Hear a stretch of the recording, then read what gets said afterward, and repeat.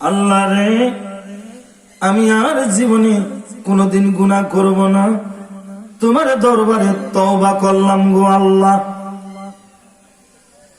আমার আল্লাহ বলেন, জীবনে আর গুনার কথা স্মরণ করে তওবা করলি আর জীবনে তুই গুনাহ করবি না, আমি আল্লাহ তোর জীবনের গুনাহগুলো মাফ করে দিলাম। আল্লাহ তওবা করলে মাফ করে, ঠিক কিনা? কিন্তু তওবাও করতেছি, গুনাও করতেছি, মাফ করবে? তওবা করা মানে আল্লাহর দরবারে ফিরে আসা, ঠিক কিনা? তওবার একটা সময় আছে, শুনে নাও। ওদিক থেকে সর, গেটের কাছ থেকে সরাই ছেলেদেরকে, তাহলে ভিতর বসাই দেন। আমার ভাই, এমন একটি সময় আমার রব তোমার জন্য লিপিবদ্ধ করে দিয়েছে, যে সময়ে রব বান্দার কাছে আসে।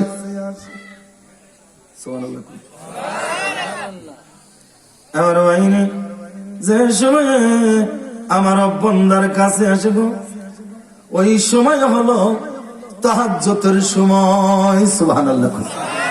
ঠিক কিনা? কোন সময়? তাহাজ্জুদ। বুঝুন, তাহাজ্জুদ রাত 12টার পর থেকে 4টার আগ পর্যন্ত, ঠিক কিনা? ফজরের আগ পর্যন্ত কি হয়? আল্লাহ বলে, যদি কোন গুনাহগার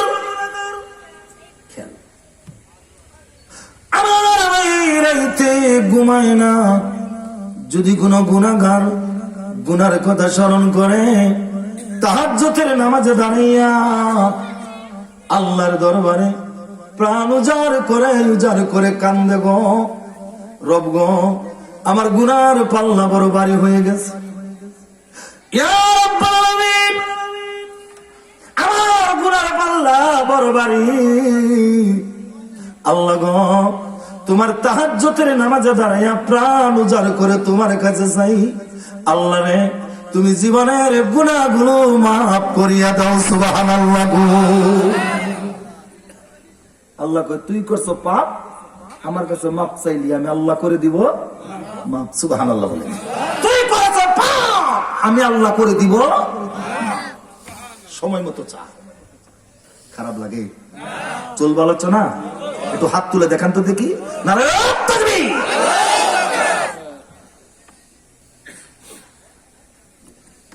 আমার ভাই, তাহাজ্জুদের নামাজের সময়,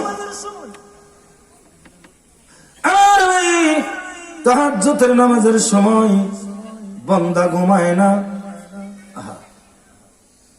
আল্লাহর জায়নামাজে দাঁড়াইয়া প্রাণ উজাড় করে আমার প্রভুরে ডাকে। ঘুমায় না সে। আমার রব বলে, বান্দারে, প্রাণ উজাড় করে আমি রবের ডাকো। আমি সপ্তম আকাশ ভেদ করে প্রথম আসমানে আইলাম, শুধু তাই নয়, তোর ডাক আমার অন্তরে লাগছে রে বান্দা। সুবহানাল্লাহ। তোর ডাক আমার অন্তরে লাগছে। তুই যখন আমি রবে ডাকোস,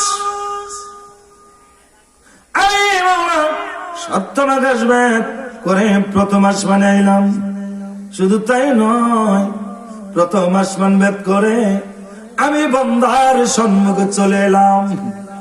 তুই 2 হাত বাড়াইয়া আমি রবের দরবারে গুনার জন্য মাপ চাইলি, আমি রব তোর চোখের পানিগুলো মুছে দিলাম, আর ডেকে ডেকে বললাম, কান্দিস না, আমি আল্লাহ তোর জীবনের গুনাহগুলো মাফ করে দিছি। আল্লাহ মাফ করে কখন? তাহাজ্জুদের সময়, ঠিক কিনা? জোরে কোন? তাহলে তাহাজ্জুদে যাবেন তো ইনশাআল্লাহ।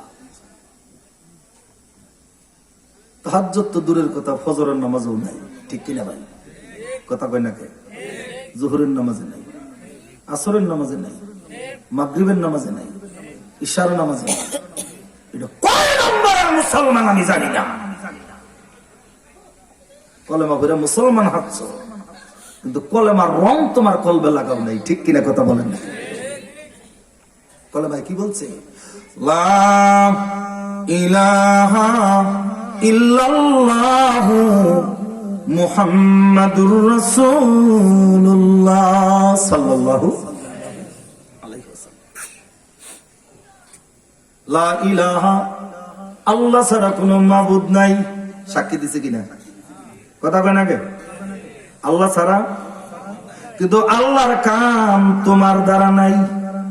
তুমি সাক্ষী দিলে আল্লাহ ছাড়া কোনো মাবুদ নাই, কিন্তু আল্লাহর কাম তোমার মধ্যে নাই। তাহলে তুমি কয় নম্বরের মুসলমান? যদি কোন বান্দা লা ইলাহা ইল্লাল্লাহ বলে সাক্ষী দেয় আর রবের আইনগুলো প্রাণ ভরে ভরে মানে গো, আমার রব বলে আমি মাওলা নিজেরে কন্ট্রোলে রাখতে পারি না। আমার এক বলে স্বীকার করেছে, আমি রবের কাজগুলো প্রাণ ভরে করে, আমি রব তার হয়ে যাই, সে আমার হয়ে যায়। সুবহানাল্লাহ। আমি তার, সে আমার। তাহলে রবের হতে গেলে রবের কি করতে হবে? জোরে কোন কাজ করতে হবে। আর রবের কাজ যদি না হয় তাহলে রব বিমুখ হয়ে যাবে, তোমার জন্য জাহান্নাম অবধারিত। ঠিক কিনা কথা বলেন না? এই জন্য আল্লাহ কোরআন কারিমের মধ্যে বলে লাকাদ যারা'না লি জাহান্নামা কাসীরাম মিনাল জিন্নি ওয়াল ইনস। আল্লাহ বলে বেশি পরিমাণ জিন আর বেশি পরিমাণ মানুষ জাহান্নামে যাবে। কোথায় যাবে? জোরে কোন ঘোষণাকার? বেশি পরিমাণ জিন আর বেশি পরিমাণ মানুষ। আমার ভাই,